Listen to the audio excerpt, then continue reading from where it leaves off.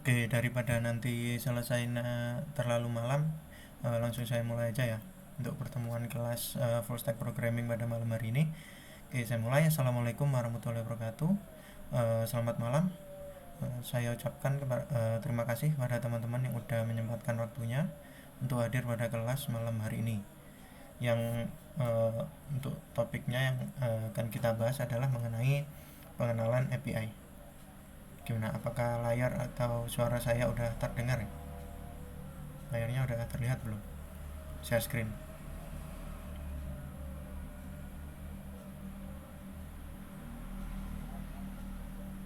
Oke, ditunggu sebentar ya. Nanti kalau udah kelihatan minta tolong dikasih info lagi.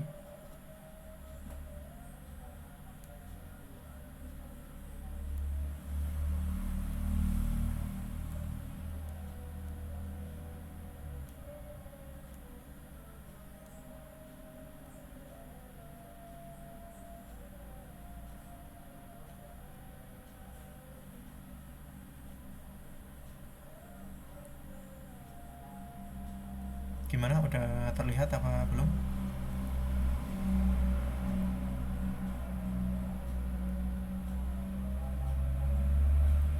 Oke, sebentar ya. Saya coba ulang.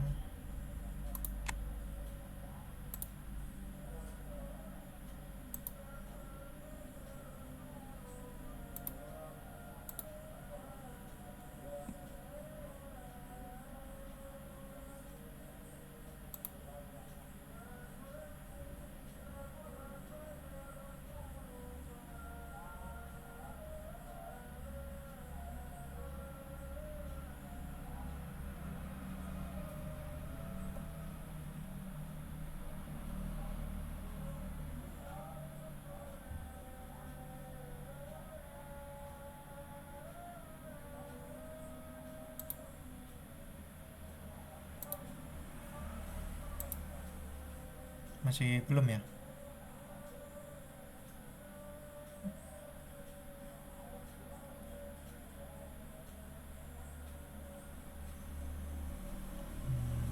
Kenapa ya sebentar?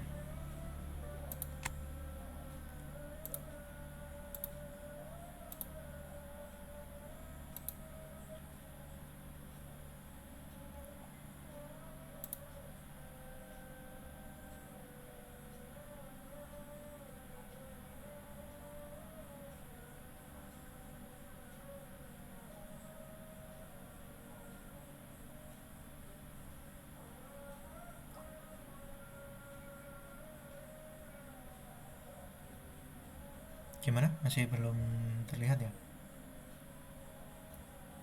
Oh, sudah. Oke, langsung saya mulai aja ya. Oke, assalamualaikum warahmatullahi wabarakatuh. Selamat malam, teman-teman. Saya mulai ya kelasnya. Oke, jadi pada kelas malam hari ini kita akan membahas mengenai materi yang berkenaan tentang API. Jadi nanti akan berisi tentang pengertian API, cara kerjanya, dan lain-lainnya. Nanti ada contoh-contohnya juga. Oh, sudah ya. Oke, saya lanjutkan. Oke, yang pertama ada pengertian API ya. Oke, jadi API itu singkatan dari Application Programming Interface. Jadi API sendiri merupakan interface yang dapat menghubungkan satu aplikasi dengan aplikasi lainnya. Jadi API ini bisa digunakan untuk berkomunikasi antar bahasa pemrograman yang berbeda ya. Nah, kan ini menjadi apa ya? Menjadi memudahkan bagi para developer. Nah, dengan kata lain ini peran API ini sebagai perantara antar berbagai aplikasi yang berbeda, baik dalam satu platform yang sama ataupun lintas platform. Contohnya seperti kalau satu platform itu misal ada fitur pembayaran dengan fitur belanja di e-commerce. Lalu untuk lintas platform seperti kita punya uh, seperti Gojek, nah itu kan memakai API-nya si Google Map. Nah itu lintas platform berarti. seperti itu ya. Nah, terus perumpamaan yang bisa digunakan untuk menjelaskan API itu adalah seperti pelayan di restoran atau biasa disebut waiters ya untuk di kafe-kafe. Nah, kan tugas pelayan itu kan menghubungkan tamu, menerima pesanan dengan lalu meneruskan perintahnya itu ke juru masak atau biasanya di kitchen gitu ya, kokinya. Nah, jadi nanti tamunya itu cukup memesan sesuai daftar menu yang ada. Kalau di API itu menu itu seperti endpointnya atau URL-nya itu ya. Nah, lalu pelayan ini memberitahunya ke juru masak. Nah, di segi API, nah nanti uh, perintahnya nanti akan diteruskan ke server seperti itu. Nanti server akan memberikan sebuah respon. Nah, karena tadi API-nya merequest, nanti akan mendapatkan respon. Nah, nantinya pelayan akan kembali ke tamu tadi dengan masakan yang sudah siap sesuai pesanan. Nah, nanti si server akan memberikan respon kepada pelayan. Nah, pelayan nanti akan memberikan hasilnya atau outputnya itu langsung ke klien. Kalau di klien di sini seperti browser, seperti aplikasi yang biasa teman-teman digunakan di smartphone seperti itu ya. Nah, tidak hanya itu, tapi API juga ini memungkinkan kita untuk mengembangkan sebuah website itu dengan fitur yang lebih beragam, lebih lengkap gitu. Nah, kalau menggunakan, pernah dengar WordPress ya? Nah, kan itu teman-teman bisa melakukan integrasi dengan berbagai platform menggunakan API. Salah satunya adalah WordPress REST API. Nah, sebagai contoh, ketika teman-teman ingin untuk email marketing seperti blast email kepada beberapa user sekaligus, nah itu bisa menggunakan layanan seperti Mailchimp, lalu apalagi ya, sejenisnya lah. Nah, teman-teman hanya perlu melakukan integrasi layanan Mailchimp di website teman-teman itu dengan bantuan kalau ada library seperti plugin dan seperti itu ya. Nah, nanti teman-teman hanya perlu memasukkan tokennya atau API key-nya, nah, agar layanan tersebut bisa berjalan secara otomatis di website kita. Seperti ingin menggunakan Google Map API, lalu apalagi ya contohnya. Itu kan ada berbagai macam jenis API yang sifatnya public, bisa digunakan secara bebas. Nanti akan untuk menggunakannya hanya perlu menggunakan yang namanya token. Nah, token nanti akan didapatkan dari si website penyedia API-nya, public API biasanya. Seperti itu ya untuk API. Nah, untuk jenis-jenisnya API ini ada 4 jenis pada yang saya akan jelaskan. Jadi yang pertama ada public API.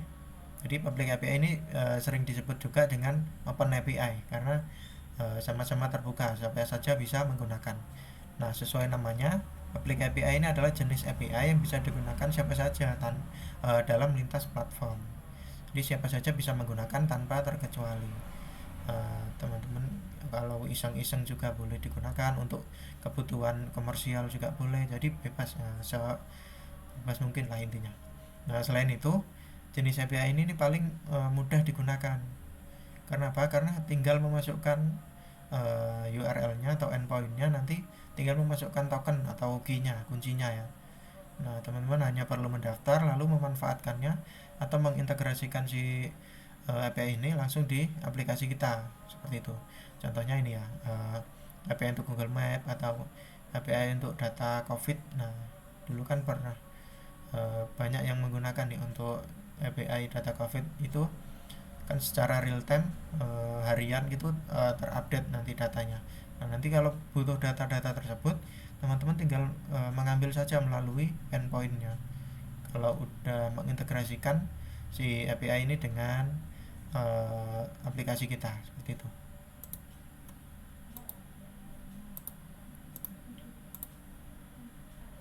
Oke ya. Yang selanjutnya ada private API. Nah, private API ini berbeda dengan public API atau open API tadi. Jadi private API ini adalah jenis API yang tidak terbuka untuk penggunaan umum. Jadi tidak boleh sembarangan orang bisa menggunakan si private API, karena dia sifatnya hanya digunakan untuk instansi-instansi tertentu yang berhubungan lah dengan si API-nya. Biasanya API ini dibuat untuk keperluan internal dalam pengembangan aplikasi tertentu. Misal di Tokopedia dia mempunyai API sendiri. Jadi uh, jenisnya itu private API, karena yang bisa menggunakan itu hanya si uh, internal perusahaan aja yang bisa. Misal kalau data-data yang penting gitu ya. Nah, misalnya API dari backend yang digunakan untuk mengakses frontend dari sebuah website. Nah, misal teman-teman punya API untuk CRUD dari database misal PostgreSQL. Nah, di situ teman-teman kan yang bisa menggunakan API-nya itu kan hanya website teman-teman aja nih. Hanya untuk hak aksesnya itu hanya teman-teman yang bisa menggunakan. Jadi dia sifatnya private. Nah, atau aplikasi uh, tidak hanya website ya, bisa digunakan untuk pengembangan aplikasi mobile juga. Jadi kalau teman-teman punya aplikasi yang mobile seperti apa ya, bank digital seperti itu, ya kan itu mempunyai API-nya sendiri. Tidak semua orang bisa menggunakannya seperti itu ya. Jadi API ini alat untuk bertukar data secara real time. Lalu yang selanjutnya ada partner API. Nah, di jenis ini berbeda dengan dua jenis yang lain. Jadi partner API ini biasa digunakan untuk kepentingan umum, tapi sebatas pihak yang sudah memiliki izin penggunaannya. Seperti halnya public API, teman-teman perlu mendaftar kepada penyedia API, kemudian hanya di aplikasi tertentu sesuai perjanjian. Contohnya untuk API Pinterest. Contohnya lagi ya, penyedia API ini untuk menggunakan API-nya kita perlu berlangganan atau subscription. Biasanya perlu membayar sebulanan seperti itu, seperti langganan Netflix, Spotify seperti itu dan lain-lain ya. Nah itu konsepnya sama. Jadi teman-teman perlu yang namanya berlangganan seperti itu. Biasanya itu disebut dengan partner API. Nah seperti itu ya. Yang terakhir ada jenis API yaitu Composite API. Nah, ini merupakan API yang menyimpan data dari berbagai server atau hosting di satu tempat. Tentunya hal ini kan sangat menghemat waktu ya bagi pengguna. Itu karena pengguna ini bisa mendapatkan berbagai jenis data hanya dalam sekali akses. Nah, biasanya itu berbagai API itu digunakan bebarengan dalam satu layanan, misalnya seperti itu ya. Nah itu untuk Composite API. Oke, yang selanjutnya tentang manfaat API. Untuk apa sih API ini? Jadi API ini yang pertama adalah memudahkan membangun aplikasi yang fungsional. Nah, dengan menggunakan API ini kan kita lebih mudah untuk membuat aplikasi yang sifatnya itu yang kompleks ya, yang lebih banyak memiliki fungsi-fungsi kecil gitu ya. Nah, tanpa perlu menambahkan data secara manual. Nah, kalau data secara real time itu kan sulit ya kita untuk mengupdate-nya secara real time. Nah, dengan API ini kita bisa istilahnya minta tolong lah dengan menggunakan teknologi API ini. Jadi aplikasi yang dikembangkan ini akan memiliki fitur dari aplikasi tujuannya.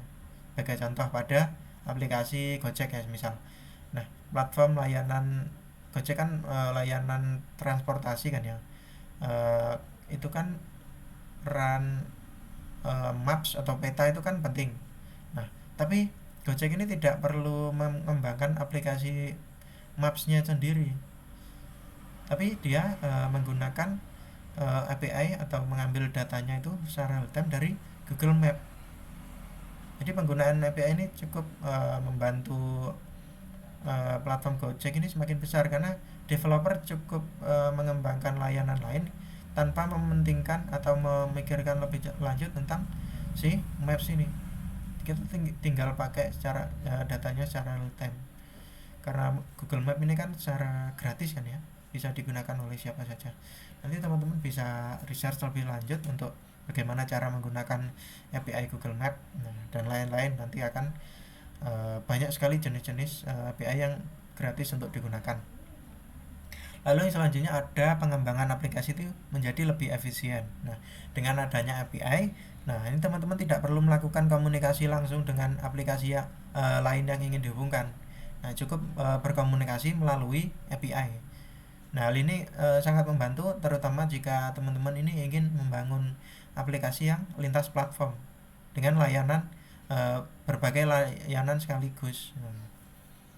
Nah, sebagai contoh, teman-teman ingin membangun sebuah website pemesanan tiket online, misal KAI gitu ya, pemesanan tiket kereta. Nah, untuk berbagai kereta misalnya dengan bantuan API, nah teman-teman hanya melakukan integrasi untuk masing-masing layanan keretanya tersebut. Nah, kalau contohnya lagi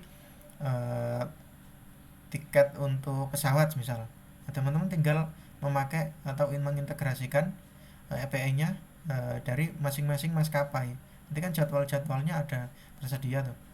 Nah, jadi teman-teman tidak perlu lagi melakukan komunikasi manual itu berupa seperti update harganya, atau misal kita udah booking tempat atau tempatnya udah di booking oleh pengguna lain. Nah, itu kan secara otomatis atau secara real time itu udah terupdate di API-nya. Nah, seperti itu fungsinya API. Nah, selain itu, teman-teman bisa dengan mudah menambahkan atau mengurangi integrasi layanan sesuai perkembangan bisnis. Nah, semakin besar bisnisnya kan semakin banyak layanan juga. Nanti semakin bebas lah. Ini menjadi pengembangan aplikasi menjadi lebih efisien, lebih cepat, lebih efektif. Nah, seperti itu ya. Selanjutnya adalah meringankan beban server.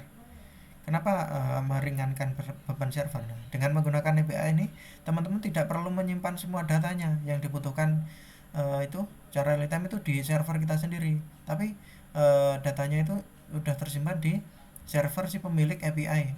Seperti itu. Jadi cukup meminta datanya, nanti data terbarunya nanti akan dikirim secara otomatis dari server pemilik API-nya, pemilik layanannya. Nah, dengan kondisi ini kan server kita kan tidak akan terbebani ya. Biasanya masalah paling besar dalam arsitektur atau layanan di server itu kan berat gitu ya bebannya ya, seperti itu.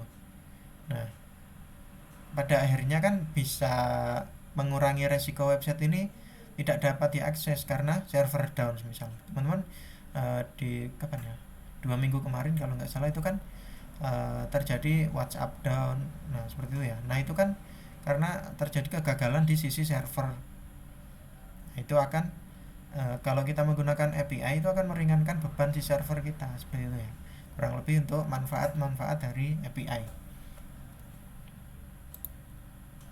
Nah, selanjutnya API ini memiliki berbagai arsitektur atau berbagai jenis ya. Yang pertama adalah RPC atau biasa teman-teman kalau pernah mendengar itu gRPC. Nah, ini merupakan teknologi untuk membuat komunikasi antara client side dan server side ya. Jadi client itu seperti browser kita, pengguna. Nah, itu dengan server side atau dengan sisi server itu bisa dilakukan dengan konsep sederhana. Nah, memiliki RPC ini memiliki dua jenis, yaitu XML RPC dan JSON RPC. Nah, sesuai namanya, XML RPC ini menggunakan format XML sebagai media perpindahan data. Nah, ini XML ini fungsinya kurang lebih sama dengan JSON, tapi dia kurang efektif, kurang efisien karena XML ini versi lama dari JSON. Nah, sedangkan JSON RPC ini menggunakan JSON untuk perpindahan datanya ya. JSON ini dinilai lebih efektif, lebih cepat untuk perpindahan datanya. Jadi karena dia metode paling terbaru untuk perpindahan data, seperti itu ya, dengan menggunakan si JSON. Kalau XML ini kurang relevan untuk saat ini. Yang selanjutnya arsitektur API adalah SOAP. Ini SOAP bukan sabun ya, tapi Simple Object Access Protocol. Jadi arsitektur ini menggunakan XML seperti tadi ya, Extensible Markup Language, yang memungkinkan semua data itu disimpan dalam dokumen. Jadi XML ini masih banyak digunakan kalau kita berkecimpung sebagai developer Java atau bahasa-bahasa yang agak jadul gitu ya. Masih banyak yang menggunakan XML sebagai perpindahan datanya untuk dokumennya ya. Nah, sekarang kita perkenalan dengan teknologi atau arsitektur API yang paling banyak digunakan di saat ini, karena dinilai paling mudah untuk pembuatannya dan lain-lain. Nah, jadi yang terakhir adalah REST API, bisa disebut seperti itu ya. Jadi REST itu singkatan dari Representational State Transfer. Nah, itu adalah arsitektur API yang cukup populer karena kemudahan penggunaannya. Nah, kita tidak perlu melakukan coding yang panjang untuk menggunakannya. Jadi REST API ini menggunakan JSON, menggunakan dokumen yang terbaru ya, metode yang terbaru sebagai bentuk datanya, sehingga datanya lebih ringan. Nah, performa aplikasi pun menjadi lebih baik karena dia menggunakan JSON, lalu pembuatannya sangat mudah karena REST API ini dinilai stabil untuk digunakan sebagai API. Jadi jarang terjadi down lah, seperti itu. Kalau website kita itu masih website yang kecil gitu ya, atau aplikasi kita itu masih yang ringan-ringan gitu, nggak perlu berbagai layanan yang besar, itu dinilai lebih efisien lah dari segi performa. Oke, saya akan menjelaskan tentang cara kerja API. Jadi kita kan tadi udah membahas berbagai hal tentang API tanpa tahu gimana sih cara kerjanya ya. Jadi untuk cara kerja API itu yang pertama, kita sebagai klien itu kan biasanya menggunakan browser, menggunakan Chrome gitu ya, Mozilla atau dan lain-lain, atau menggunakan aplikasi kita yang ada di mobile atau aplikasi desktop juga bisa. Nah, itu yang terhubung dengan internet itu kan merequest sebuah perintah. Kita semisal memasukkan data atau mengisi form untuk mencari data, misal di Google Search Engine ya misalnya, dari data. Nah, itu kan si klien atau si browser ini meminta atau merequest perintah ya ke servernya. Nah, nanti lewat mana? Yaitu lewat internet. Nanti internet ini meneruskan request ke API. Nah, ini dari sini merequest melalui internet. Nah, nanti internet ini akan menghubungkan si klien dengan API kita.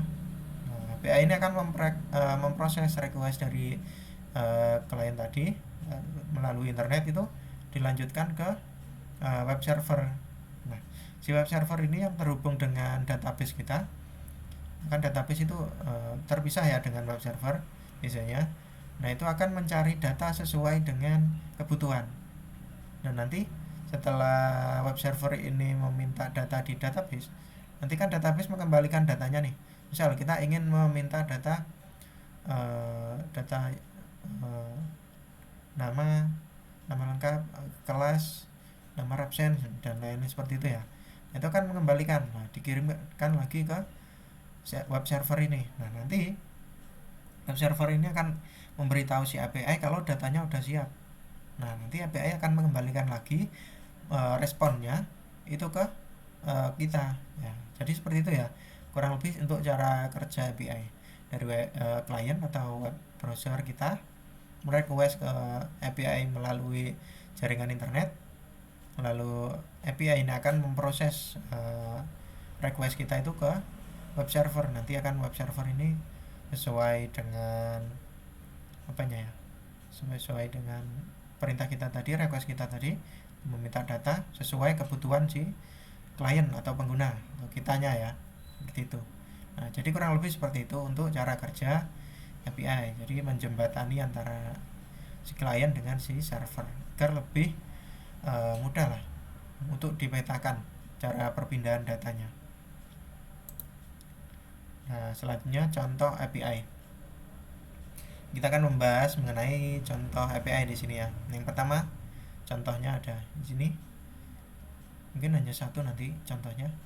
Jadi ada contoh itu API Google Map-nya. Jadi Google Map ini menyediakan API itu berisi data berupa peta. Jadi data-data, sorry.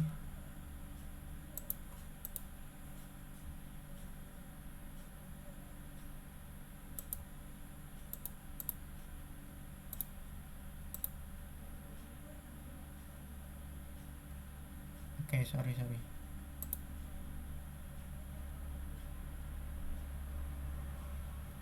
sepertinya jaringan saya agak bermasalah, sebentar, mohon ditunggu.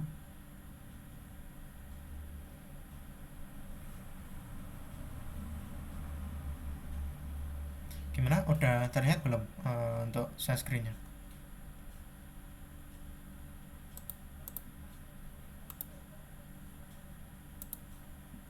Oke, sudah, saya lanjutkan lagi ya. Nah, kalau teman-teman mungkin ada kendala di tengah-tengah materi ya nanti, nah itu bisa perwakilan nanti salah satu untuk open mic, karena kan saya nggak buka kolom chat juga ya. Kalau ada kendala minta tolong nanti untuk open mic langsung ya, melalui mic yang ada di sana.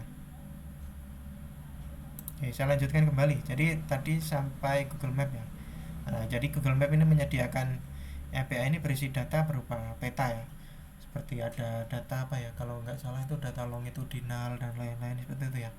Untuk titik titik geo apa ya? Titik geografinya lah. Nah, fitur dari Google Map ini memungkinkan untuk menampilkan lokasi pengguna hingga jarak dari satu lokasi ke lokasi lainnya. Bahkan bisa saja ada pengembangan fitur lain ke depannya.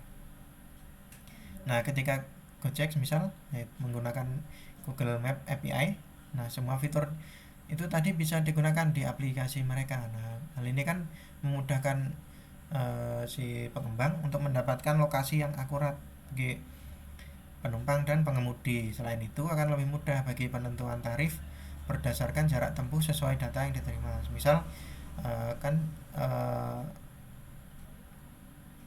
Google Maps ini kan punya layanan menghitung jarak ya. Nanti kan penentuan tarif Gojeknya itu kan bisa melalui bantuan dari itu tadi ya, dari Google Map API untuk menghitung jarak itu tadi ya. Nah, seperti itu kan memudahkan. Sorry, kok putus lagi.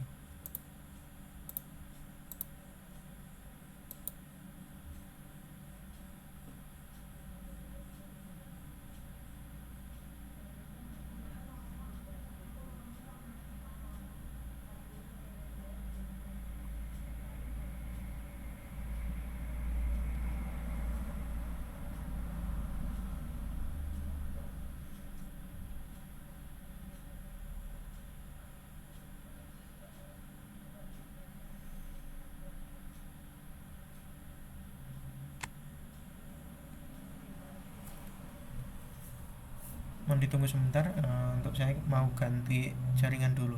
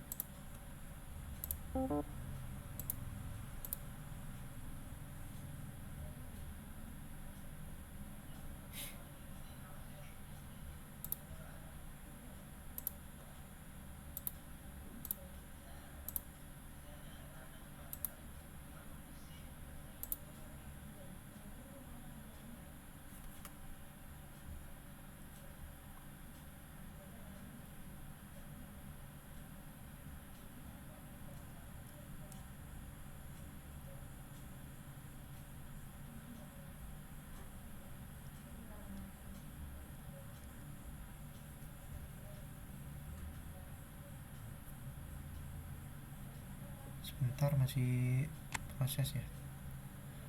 Aduh, kenapa ini ya?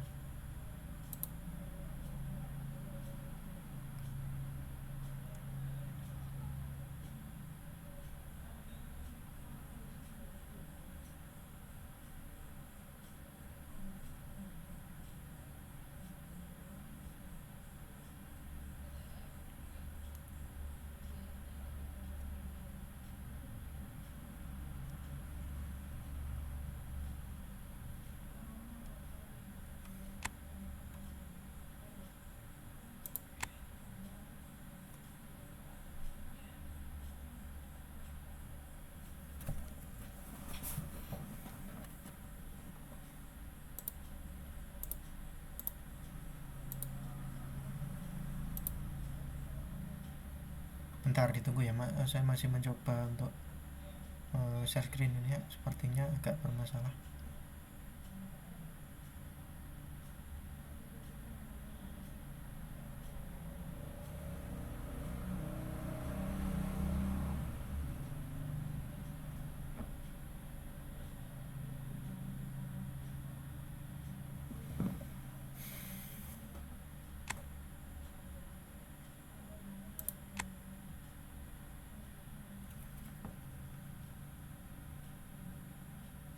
Ini sepertinya roomnya yang bermasalah. Jadi saya minta tolong pada teman-teman nanti join lagi di room yang sama ya. Jadi room ini akan saya akhiri dulu. Nanti join lagi di room yang sama. Bentar ya, ditunggu. Mohon maaf banget nih, ada kendala nih.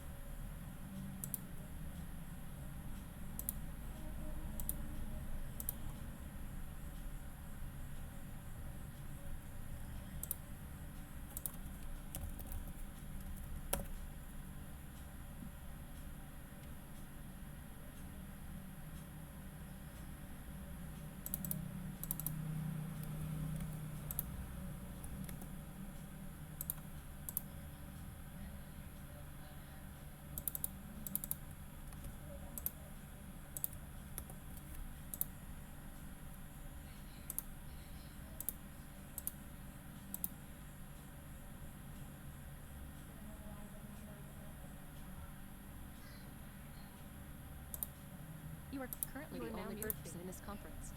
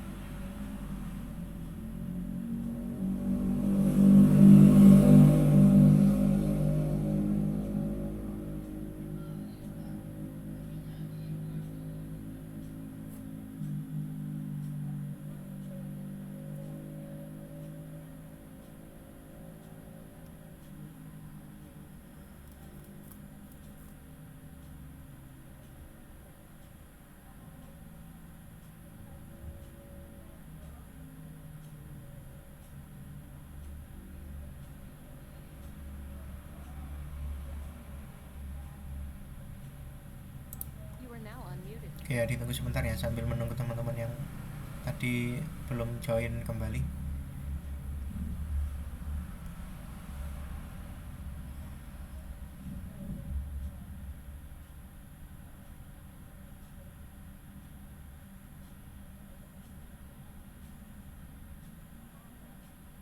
Yang udah bergabung, saya minta bertanya apa udah terlihat ya share screen-nya ya?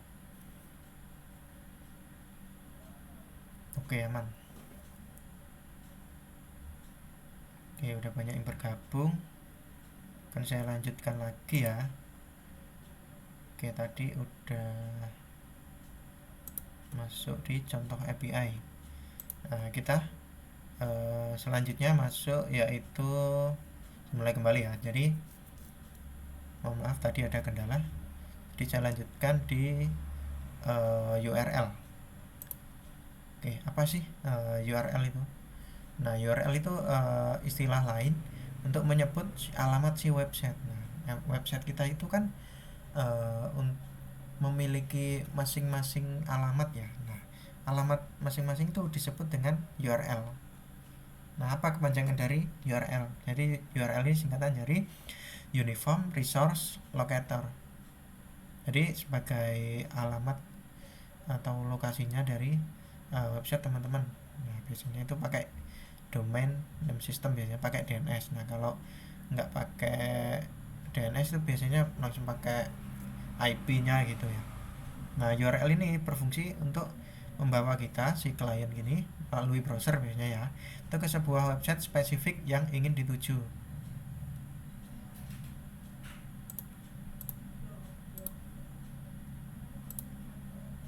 Nah, biasanya teman-teman ini akan diminta untuk mengetikkan alamat ini di bagian address bar yang ada di browser. Nah, di atas itu ya.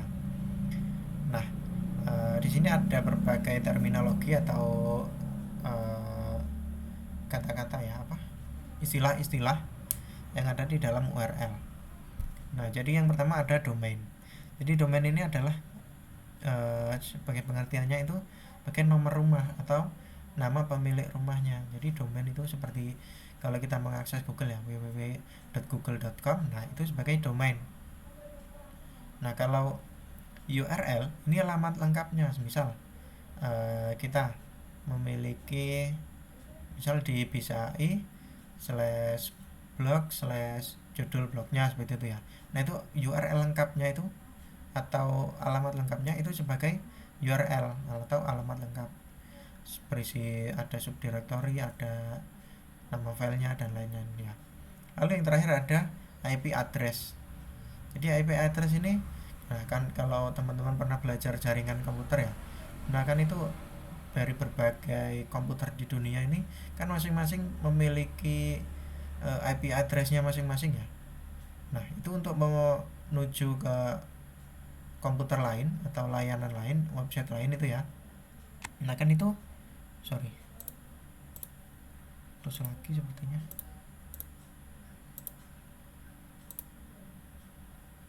Oke, saya lanjut. Tadi mana ya? Oke, saya lanjutkan cari IP address. Nah, IP address itu kan kalau teman-teman pernah belajar jaringan komputer, nah kan dia memiliki masing-masing komputer itu kan memiliki IP address ya, maupun komputer kita maupun komputer server itu kan memiliki IP address masing-masing. Nah, itu untuk menuju di server itu dari komputer kita itu perlu yang namanya IP address, di mana tempat alamat website kita itu di hosting seperti itu ya. Nah, kalau teman-teman nggak punya domain, itu biasanya domain itu beli ya. Kalau teman-teman pernah belajar blogger gitu ya, kan itu ada. Kalau nggak pakai domain itu biasanya pakai langsung IP addressnya. Nah, kan kita kesulitan nih mengingat-ingat IP address masing-masing website nih. Nah, maka dari itu muncullah yang namanya DNS atau Domain Name System. Jadi contohnya seperti ini. Nah, di struktur URL ini ya. Nah, kan semisal kalau kita nggak punya www.company.com ini biasanya kita langsung ke IP address-nya. Nah, untuk memiliki DNS ini kita perlu berlangganan biasanya per tahun gitu biasanya. Nah, oke, kita masuk ke struktur URL ya. Jadi pada dasarnya itu URL itu dibagi menjadi 4 struktur ya. Yang pertama ada protokol. Nah, ini yang pertama ini HTTP. Protokolnya ada 2 jenis. Ada HTTP, ada HTTPS. Nah, HTTPS itu yang versi secure-nya ya, lebih aman. Biasanya dilengkapi dengan SSL, Cloudflare begitu biasanya. Sudah aman dari memiliki firewall biasanya. Sudah aman dari, lebih aman lah istilahnya dari ancaman peretas atau hacker. Nah, selanjutnya ada domain kita bahas tadi ya, atau hostname biasanya. Nah, ini dari www.company.com ini merupakan domain atau DNS biasanya. Nah, selanjutnya ada subdirectory. Jadi blog ini di sini sebagai subdirectory. Karena kan URL itu strukturnya rumit ya, agak panjang gitu. Masuk-masuk gitu kalau di folder. Yaitu sebagai blog ini sebagai subdirectory. Lalu yang terakhir ada nama filenya. Misal kita membuka halaman about. Nah, nanti nama filenya ini about. Nah, menyesuaikan masing-masing nama filenya ya. Nah, kurang lebih seperti ini ya untuk struktur URL. Kurang lebih seperti itu. Saya lanjutkan ke HTTP request dan HTTP respond. Ini agak rumit ya, tolong lebih fokus untuk mendengar, untuk memahami. Jadi kan biasanya kan sebuah aplikasi web itu berkomunikasi itu dengan kliennya itu menggunakan HTTP. Jadi HTTP ini sebuah protokol yang digunakan untuk berkomunikasi antar aplikasi dari klien ke server. Itu biasanya berkomunikasi menggunakan HTTP ya. Nah, HTTP ini sebagai protokol yang berbicara menggunakan request dan respon, menjadikan aplikasi web ini bergantung pada siklus ini atau cycle ini untuk menghasilkan dokumen yang ingin diakses oleh pengguna. Jadi menggunakan HTTP ini kita bisa berkomunikasi antara klien dan server itu menggunakan konsep yang namanya request dan respon. Si klien merequest ke server, si server merespon datanya ke klien, seperti itu biasanya. Nah, secara umum aplikasi web yang akan kita kembangkan atau aplikasi kita itu harus memiliki satu cara untuk membaca HTTP request dan mengembalikan HTTP respon ke pengguna, seperti itu ya. Secara umum itu backend itu kurang lebih seperti itu. Jadi kita kurang lebih berkecimpung di HTTP, cara berkomunikasi dengan menggunakan URL dan lain-lainnya. Nah, seiring berjalannya waktu muncul yang namanya framework yang bisa kita gunakan untuk mempermudah pengembangan website kita. Jadi HTTP ini lebih dimudahkan, seperti itu. Oke, kita masuk ke metode-metode yang biasa digunakan di dalam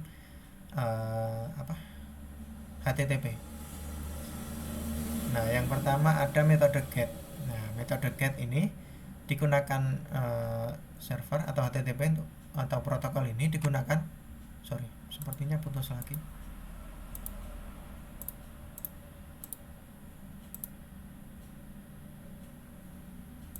Saya lanjutkan kembali. Nah, kita lanjutkan kembali. Jadi metode GET ini digunakan untuk mengambil data dari server. Nah, jadi metode GET ini digunakan untuk apa ya? Klien itu meminta data di server. Nah, itu menggunakan perintah GET. Nanti outputnya atau responnya itu hanya datanya aja. Kita tidak bisa menambahkan, tidak bisa mengupdate, tidak bisa menghapus dan lain-lain. Nah, itu biasanya menggunakan GET. Nah, ini metode hanya baca, hanya read, seperti itu ya. Kalau di CRUD itu bisa read-nya aja nah untuk GET ini, sehingga kita tidak beresiko untuk mengubah atau merusak data. Misalnya kita ingin memanggil metode GET di API kita, nah kita akan mendapatkan kembali daftar semua yang harus dilakukan atau data-datanya itu akan dikembalikan melalui metode GET ini.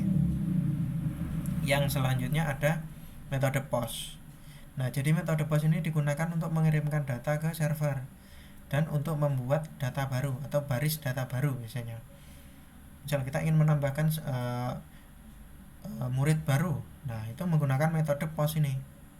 Nah, data yang dibuatnya itu berada di bawah data lainnya. Jadi secara otomatis ketika kita mengepost sebuah data, itu akan secara otomatis datanya itu ada di paling bawah. Jadi tidak mengganggu data yang udah terjadi tadi. Jadi secara otomatis akan menambahkan datanya di bawah sendiri, seperti itu ya. Nah, ketika data baru di-post, layanan API ini akan secara otomatis menghubungkan data baru dengan memberinya ID. Nah, secara otomatis dia akan melabeli dengan ID-nya. Misal data terakhir yang ada di data kita itu terakhir 50. Nah, nanti kalau kita melakukan post ke server kita atau data kita, nah itu secara otomatis ID-nya akan menjadi 51, seperti itu. Nah, singkatnya metode ini digunakan untuk membuat entry data baru. Kalau di CRUD itu meng-create lah, membuat data baru ya, seperti itu ya. Yang selanjutnya ada put. Metode put ini paling sering digunakan untuk memperbarui sumber daya yang ada. Jadi digunakan untuk mengupdate atau memperbarui ya. Nah, jika teman-teman ingin memperbarui sumber daya tertentu yang dilengkapi dengan URL tertentu, nah itu bisa menggunakan put ini. Nah, kita dapat mengambil metode put ini ke URL sumber daya tersebut dengan permintaan yang sesuai dengan formatnya. Misal kita mempunyai kolomnya itu nama, nomor absen, sama asal sekolah gitu ya. Nah, itu nanti data yang diperbarui harus memenuhi itu tadi. kita tidak bisa membuat kolom baru atau atribut baru, jadi sesuai datanya, jadi versi baru yang lengkap. Seperti itu ya, itu menggunakan boot. Ada lagi yang namanya metode patch. Metode patch ini fungsinya mirip dengan boot, yaitu dengan fungsinya untuk memodifikasi atau memperbarui. Nah, perbedaannya adalah untuk metode boot ini data barunya itu harus lengkap, sedangkan untuk patch ini kita bisa mengosongi beberapa kolom atau bisa mengosongi beberapa atribut. Misal kita memiliki data tadi ya, ada nomor absen, nama, sama asal sekolah. Nah, nanti kita tidak ingin nih merubah si asal sekolahnya, kita ingin merubah namanya aja atau nomor absennya aja. Nah, seperti itu kita menggunakan yang namanya patch. Nah, patch ini khususnya untuk serangkaian instruksi yang menjelaskan bagaimana sumber daya itu harus diubah, dan layanan API ini akan membuat versi baru sesuai dengan instruksi itu. Jadi kalau put tadi itu datanya full, nah kalau patch ini hanya beberapa datanya aja atau beberapa kolom yang ingin diubah. Nah, yang terakhir ada metode delete. Nah, metode delete ini digunakan untuk menghapus sumber daya atau datanya ya, itu yang ditentukan oleh URL-nya. Misal kita ingin mendelete data yang berada di ID 2. Nah, nanti secara otomatis get ini akan menghapus data yang ada di ID-nya 2. Nanti baris datanya akan secara otomatis dihapus oleh perintah si delete. Oke, itu terakhir ya. Kurang lebih seperti itu. Sampai di sini ada yang ditanyakan dari teman-teman?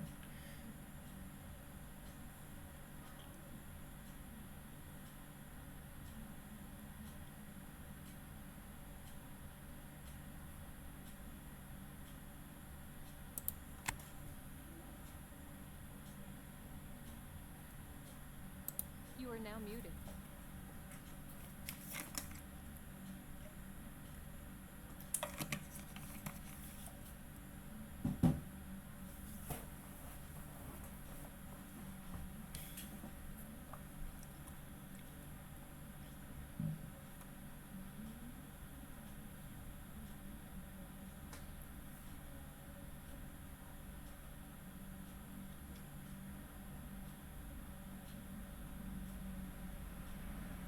You are now unmuted. Oke, ada pertanyaan dari Niko Arifin. Kamu bertanya mengenai API kita, katanya nggak boleh ke expose ke publik ya. Kira-kira solusinya apa ya buat hal tersebut? Nah, biasanya kalau teman-teman di project gitu ya, kan itu terhubung dengan yang namanya GitHub seperti itu ya, version control, saya lupa.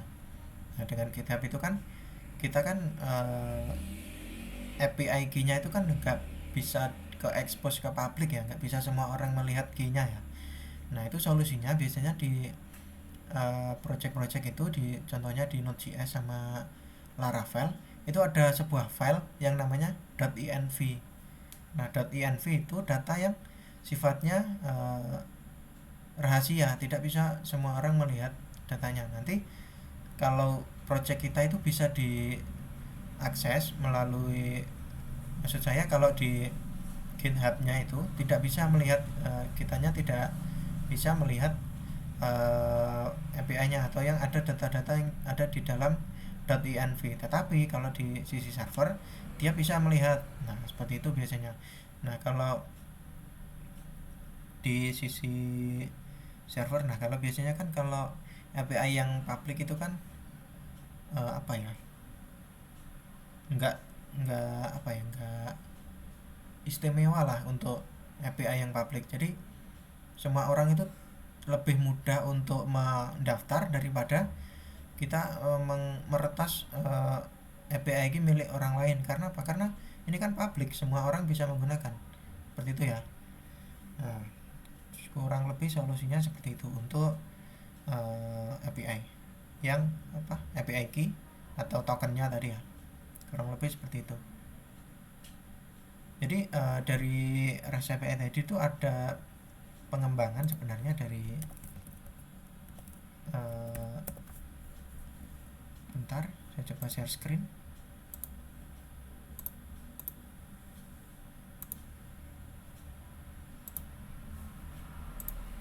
Nah, di sini ada yang namanya GraphQL. Nah, GraphQL ini kalau teman-teman pernah menggunakan API ya, REST API itu kan ada berbagai endpoint ya, atau URL-nya itu kan setiap perintah itu macam-macam nih.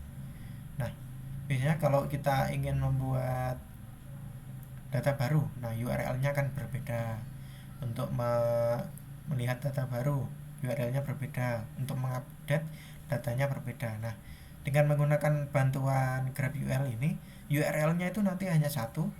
Kita tinggal menyesuaikan dengan metode-metode yang ada tadi. Ini biasanya digunakan di aplikasi atau website yang sudah kompleks. Biasanya itu kan sulit sekali untuk memanajemen URL atau endpoint-nya ya.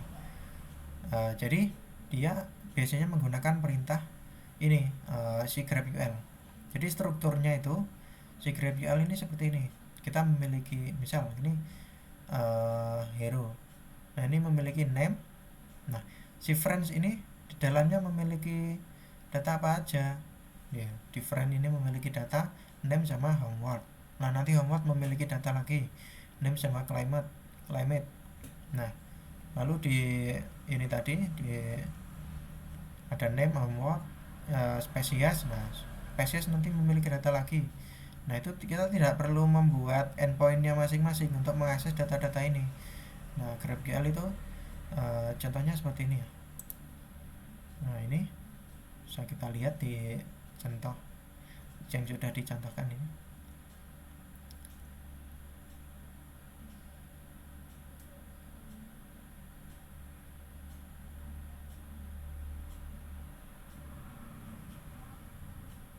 Nah, itu jadi GraphQL ini pengembangan lebih lanjut dari API. Nah, API kalau kita pakai API itu udah datanya udah banyak banget, endpointnya udah banyak banget, bisa nih coba-coba pakai yang namanya GraphQL.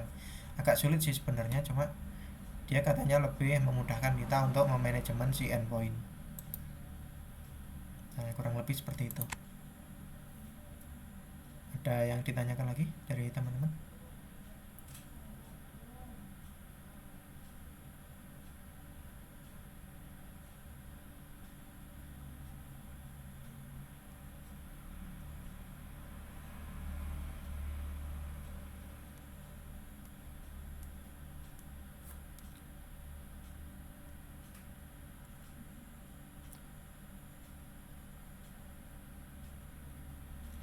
Oke, ada pertanyaan dari Putri Citra Dewi. Kak, apakah GraphQL ini bisa jadi pengganti Sequelize atau dan Prisma? Jadi beda fungsi ya teman-teman. Jadi GraphQL ini digunakan di sisi backend biasanya untuk memetakan data yang ada di server kita, data yang ada di database biasanya.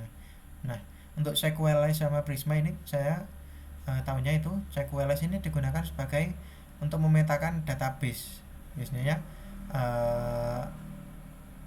kita punya backend menggunakan teknologi Node.js atau Express misalnya. Gimana caranya si Express ini terhubung dengan database? Nah, itu biasanya menggunakan bantuan ORM. Jadi Sequelize sama Prisma ini termasuk dalam kategori ORM. Jadi ORM itu singkatan dari Object Relational Mapping. Jadi memetakan objek yang ada di database kita. Misal kita mempunyai tabel mahasiswa. Di tabel mahasiswa di dalamnya ada nomor induk mahasiswa, nama siswa. Nah, seperti itu ya. Nah, itu untuk memetakan di database itu menggunakan si Prisma sama Sequelize. Nah, kalau GraphQL ini biasanya digunakan untuk memetakan di sisi server biasanya. Nah, kurang lebih seperti itu ya. Sebenarnya saya belum pernah pakai si GraphQL ini, cuma ngulik sedikit-sedikit untuk fungsi-fungsinya dari REST API seperti itu. Nah, kalau di teman-teman pernah belajar Laravel, nah Laravel itu kan punya ORM yang namanya Eloquent. Nah, Eloquent ini fungsinya kurang lebih sama seperti Sequelize sama Prisma ini. Nah, kalau GraphQL ini fungsinya ada di REST API tadi, kurang lebih seperti itu ya. Pertanyaan dari Putri Citra Dewi. Oke, ada pertanyaan lagi dari teman-teman?